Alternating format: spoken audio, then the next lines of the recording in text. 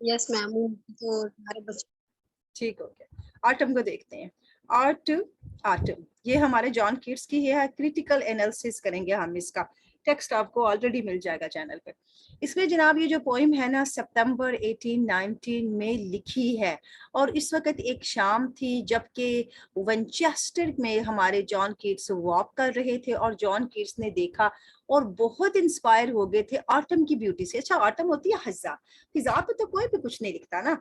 ये भी बड़ा इसका कमाल है इस बंदे का। खिजा पे लोग लिखना पसंद नहीं करते कि खिजा एक मनफी सोच रखती है, लेकिन उसने उस मनफी सोच को पॉजिटिव बना दिया। जैसे वो बॉलीवुड होता है कि लॉलीवुड होता है, ये बॉलीवुड वाले जो करते हैं ना, वो एक मनफी किरदार को भी पॉजिटिव किरदार बना के हमारे सामने पेश कर देते हैं। वो लिखता है अपने एक जानने वाले जॉन हैमिल्टन रेनोल्ट को। उसको कहता है, how beautiful the season is now, कितना खूबसूरत मौसम है। कौन सा मौसम? ऑटम का। हाउ फाइन द ईयर, हवा कितनी अच्छी चल रही है। Temperate sharpness about it, reality, कितनी मिजाज में तेजी है इस वक्त। असल में विदाउट जोकिंग, मजाक नहीं कर रहा, तुम्हें सच बता रहा हूँ। चेज्ड वेदर, इतना पाकीज़ा मौसम। I never like this Satburg Satburg field, मैंने कभी भी इन फील्ड्स को जहां पर लोग जाते हैं पसंद नहीं किया। सो मच एज नाउ, ऐसा जैसे कि मैं अब करने लगा हूँ। Eyes better than the chilly green of spring, कहता है आंखों को ठंडक मिल गई है उससे ज्यादा कि आप ठंडक लो। बहार के मौसम से सुकून मिल गया मुझे यहाँ आके। समहाउ अलबत्ता ये जो सेटबल प्लेन्स है ना, प्लेन्स होते हैं जो वो बने बनाए ठीक ठाक किस्म के नहीं होते मैदान, लुक्स वार्म। हाँ, अलबत्ता जो मैदान है वो गर्म जरूर महसूस हो रहे हैं उसी वक्त जो है ना। डेट सेम्स पिक्चर से लुक्स वार्म, और उसी वक्त ये पिक्चर जो है वो भी मुझे वार्म गर्म जोशी वाली लग रही है। वो गर्म महसूस हो रही है लेकिन इसका तस्वीर गर्म जोशी दिला रही है। This struck me so much, और इसने मुझे फंसा सा दिया है इन माई संडेज वॉक, मेरी संडे के वॉक में। That I composed upon it, और अब मैं इस पे कुछ लिखने ही वाला हूँ।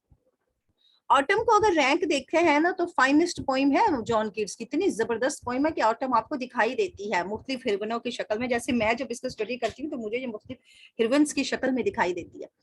ट्रीटमेंट जो जिसने दिखाई है ना, उसने जो इसके साथ सलूक किया अपने सब्जेक्ट के साथ, अपने मौजू के साथ, परफेक्टली ऑब्जेक्टिव एंड इम्पर्सनल, अपनी जात से बालातर हो गया। वो अपनी जात के बारे में उसने एक कतरा नहीं बोला, यहाँ पर सब बोला है ऑब्जेक्टिव के बारे में जो उसके सामने एक चीज खड़ी है।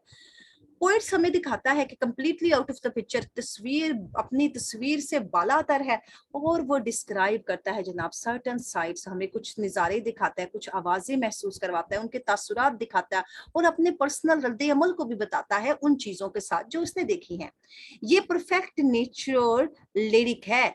इसको कहते हैं नेचर लिरिक, जो फितरत के बारे में गजल लिखी जाती है। होती है ना एक मजाजी इश्क और एक हकीकी इश्क, ये है फितरी इश्क। अब इसको अगर और को देखते हैं तो ये क्या करती है, इरेजेस द बोल्ट एस्केपिज्म। अब यहाँ पर फिर रेज कर देती है, खत्म कर देती है उस फरार को जो के फेस करता है कीट्स अपनी पोइट्री के अंदर। यहाँ पे देखें तो हमें फरार ही नजर आता है, वो भागता तो अपनी दुनिया से ही है ना, किसी और दुनिया में जाना ही चाहता है।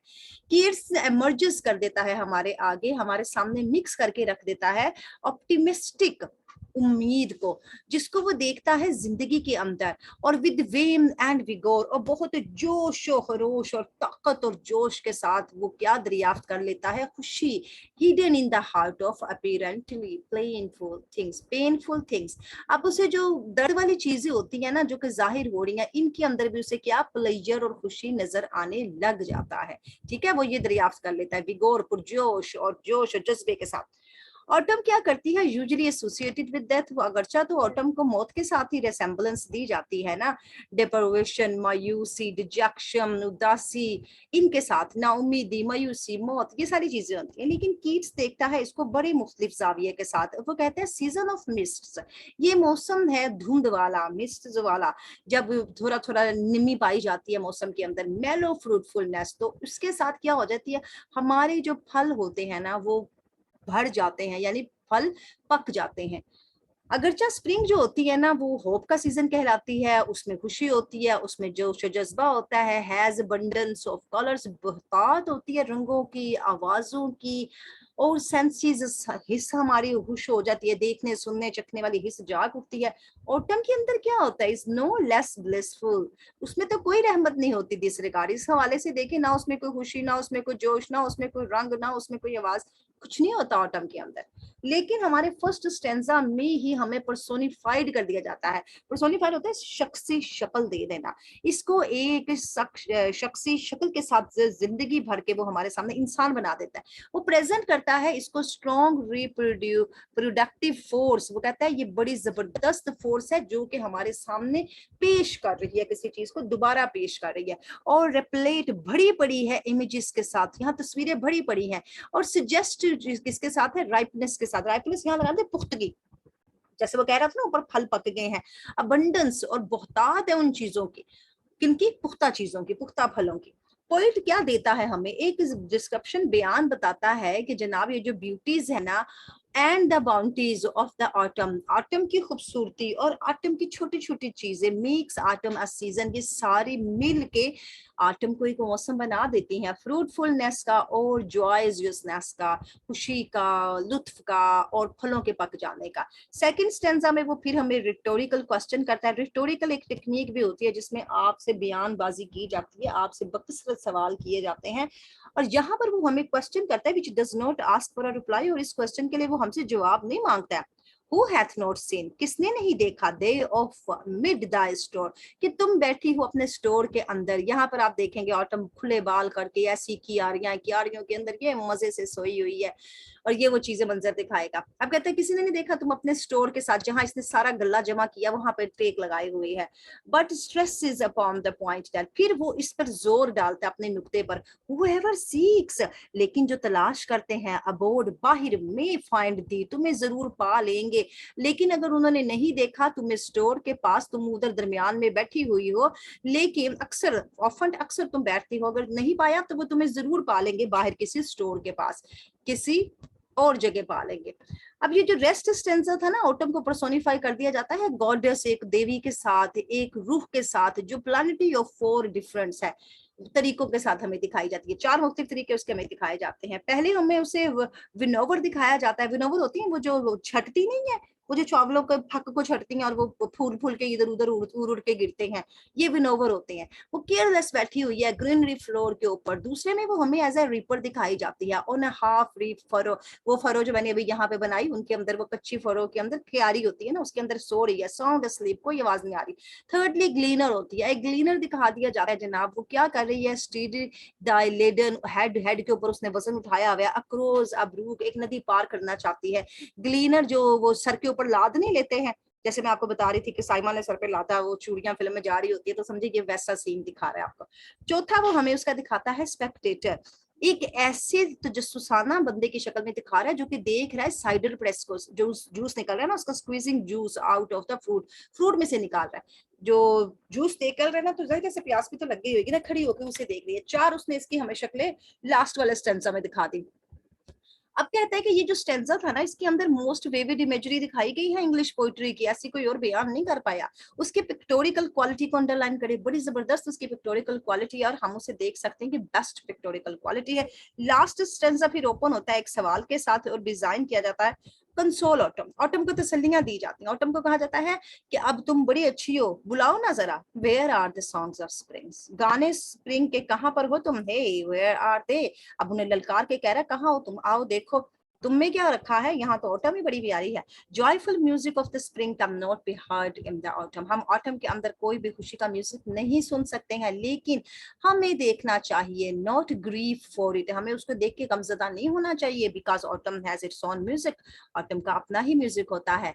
वेलफुल खोयर, अब ये खोयर जो होते हैं ना, वो होती हैं जो गाने नहीं गाते, कोरस होते हैं। द स्मॉल नेट मोन्स, यहाँ पर छोटे छोटे जो खुशरात होते हैं ना, उनकी भी तो वो आहो बका होती है, वो भी तो सॉन्ग ही है।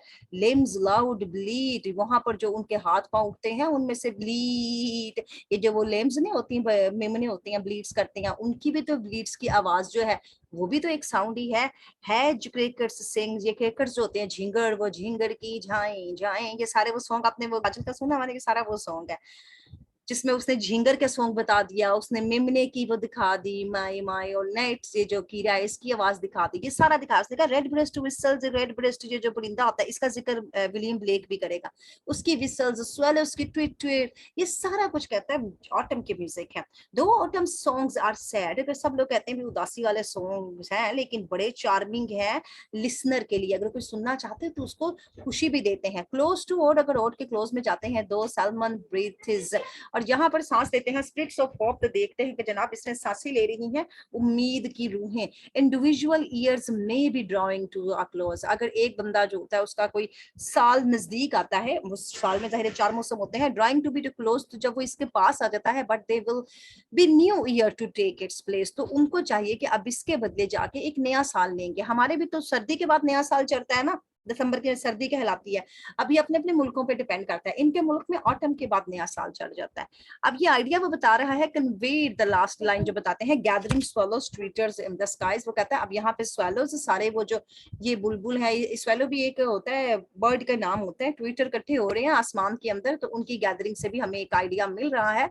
और ऑटम हमें बता रही है लास्ट और मोस्ट फॉल्टलेस कीड्स है ऑडियो हो, the last and the most faultless, इसमें कोई गलती नहीं, और आखिरी आखिरी ओड है, इसके बाद इसने ओड नहीं लिखी थी। From the point of the view of perfection, अगर हम परफेक्शन पॉइंट ऑफ व्यू से देखें हैं तो हम दावा कर सकते हैं हाईएस्ट प्लेस्ड है इसका ऑड्स के अंदर जो कीट्स ने लिखी है, और पैरेलल्ड है डिस्क्रिप्शन, इसके अंदर जो डिस्क्रिप्शन है वो उसने ऐसी दिया कि हम जिस तरफ उसे खींचे हम उससे उस तरफ खींच के ले जा सकते हैं, यानी पैरेलल होती है, एक होता तो स्क्वायर ही है लेकिन उसको कोनों से खींचे ना तो वो डिफरेंट उसकी शक्ल बन जाती है। और रिचली ब्यूटीफुल ऑटम डे के बारे में वो हमें बताता है, और पहले स्टेंजा में हमें देता है बाउंटीज ऑफ ऑटम, ऑटम के छोटे छोटे हमें हवाले देता है।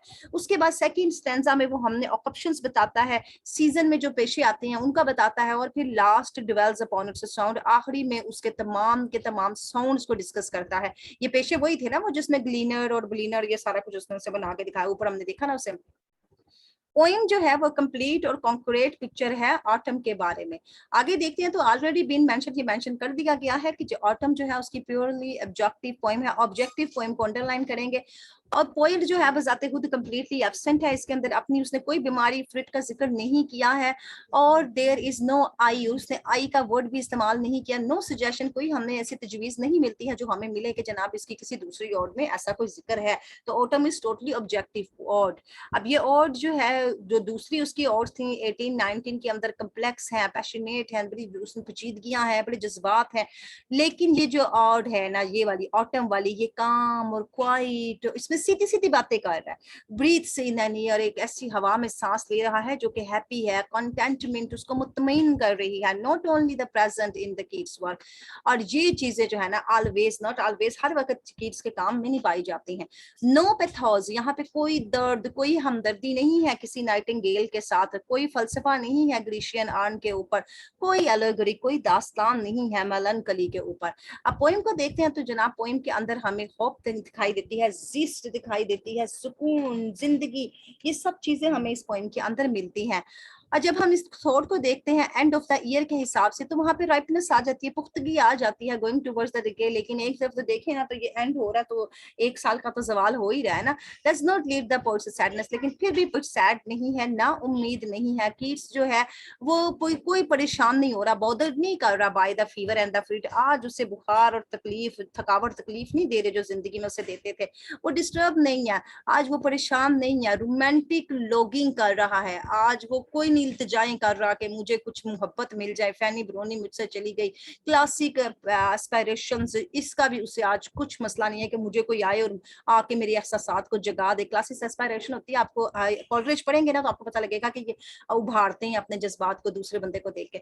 डज नॉट पाइन, अब यहाँ पे कहता है कोई पेन नहीं है, कोई दर्द नहीं बचा है मेरे पास, अब उससे कोई पछतावा भी नहीं हो रहा कि स्प्रिंग जो है वो चली गई है और फिजा आ गई है। लेकिन ये जो ओल्ड क्वेश्चंस थे उसने जो उठाए थे, उसके जो दिमाग में उठते थे लास्ट स्टेंजा के अंदर, उसने पूछ लिया बहारो कहाँ हो है, बहारो आओ बताओ कहाँ हो तुम। पोइट ने अब यहाँ पर साइलेंसेस कर ली, यहाँ पर खामोशी अख्तियार कर ली, और जल्द ही उसने हमें बता दिया कि पेक्यूलियर म्यूजिक भी तो पाया जाता है ना ऑटम के अंदर। वो सारे म्यूजिक जिसने हमें परिंदों की आवाजें बताई थी, झींगर की, झाएं और स्वेलो की ट्विटर ट्वीट ट्वीट। अब मेन थीम हम देख लेते हैं, तो इसका मेन थीम था राइपनेस इन ऑल, हर चीज में पुख्तगी आ चुकी है। पोइट जो हमें बताता है ऑटम का सीजन जो है आता है, एवरीथिंग कम्स टू मेच्योरिटी, हमारे पास मेच्योरिटी लेके आता है। ये मेच्योरिटी और राइपनेस सेम चीजें हैं। मेच्योरिटी जो होती है ना वो हमें ले जाती है किसकी तरफ, इनएविटेबल डिके की तरफ। जाहिर है बड़े होते हैं, बुढ़ापा आता है, पुख्तगी आती है, तो हम एक ना पीले जवाल की तरफ चले जाते हैं। लेकिन इस और के अंदर वो बता रहा है कि किड्स जो कोई आपको रिजेक्टेड नहीं कर रहा है, कोई नाउमीदी नहीं दे रहा, कोई परेशानी नहीं दे रहा, और इसमें कोई शक भी नहीं है कि किड्स ने हमेशा ऐसा महसूस किया कि वो उदास है। ऑल दो जनाब एट द थॉट, इसी सोच के ऊपर के ब्यूटी जो है ना ट्रांजिस्टेंस है एंड टेम्परेरी है। ये तो हम लिली के जमाने से पढ़ते आ रहे हैं ना, खूबसूरती क्या है, खत्म होने वाली है, खूबसूरती जो है वो जनाब आर्जी है। ऑटम के अंदर उसने कबूल कर लिया इम्परमानेंस को, कि ये इम्परमानेंस यानी मुकम्मल मुस्तहकम नहीं है। विदाउट सैडनेस, किसी दुख के बगैर उसने कह दिया हाँ भाई खूबसूरती परमानेंट नहीं है। वो देखता है इसी हिस्से में लार्जर और रिचर परमानेंस, वो कहता है ऑटम के अंदर तो इससे ज्यादा पुख्तगी है। हेलेनिज्म उसका थीम है, ये वही थीम है जिसमें ग्रीक बन जाता है वो जाके। Much apparent in the poem, poem के अंदर बड़ा वाजिया हो जाता है, हमें दिखाया जाता है कि यहाँ पे ग्रीक स्पिरिट पाई जाती है, ग्रीक तरीकाकार ऑफ राइटिंग उसका हम देखते हैं। जैसे कि दूसरे पोएम्स जो है ना इंग्लिश लैंग्वेज में वो करते थे, लेकिन इसने more than any other English language poet के यानी किसी ऐसे ने नहीं किया जितना इसने करके दिखाया। क्लासिकल ओड को देख लेते हैं तो इंग्लिश लैंग्वेज के अंदर है नो रोमांटिक मिस्ट्री इसमें पाई जाती है, नो इमोशनल एजिटेशन, हमें कोई जज्बाती तौर पर चिड़चिड़ापन नहीं दिया जाता है, और एवरीथिंग हियर इज सिंपल, हर चीज सादा है, क्लियर है, विविड है, काम है। अब सारे हम पोएम के अंदर देखते हैं तो हमें मूड दिखाए जाते हैं, सीरियस मूड है, सीरीन पुरसुकून है, ट्रैंक्विलिटी सुकून प्रिवेल्स, हर तरफ सुकून और पुरसुकून ही फैली हुई है। अजीब मोर एवर मजीद आगे बढ़ते हैं तो लिविंग पर्सनिफिकेशंस दिखाई जाती है, ऑटम ऑटम को जिंदा करके हमारे सामने रख दिया जाता है। एग्जैक्टली द मिथ, और यही एक मिथ है, मिथ होती है एक दास्तान। Making mood off the ancient Greek, इधर से हम उसे कहते हैं जनाब ये एंशियंट ग्रीक का मूड बना लेता है, एवं बना देता है कहानियां।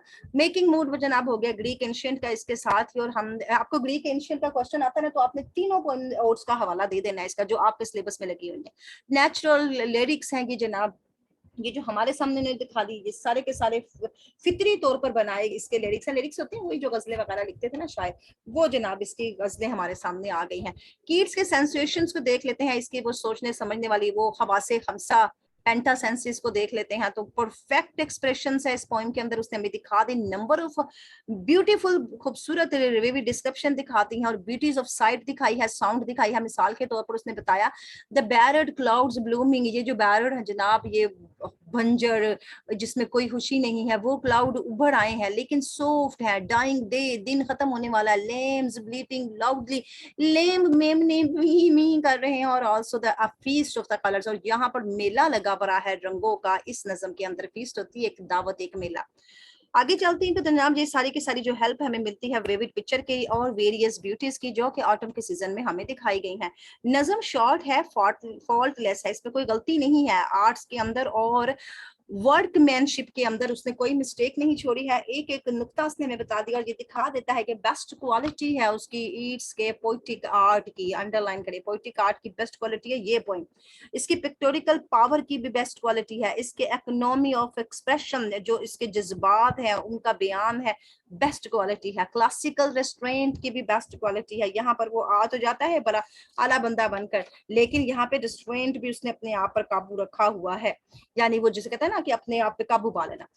उसकी सेंसेस जो है प्रोपोर्शंस के साथ यहाँ पर दिखाई गई है। सेंसेस उसने हमें अपने तमाम के तमाम ख्वास को दिखाया है, लेकिन एक तनासुब के साथ जिसके अंदर संजीदगी भी पाई जाती है और म्यूजिक भी पाया जाता है।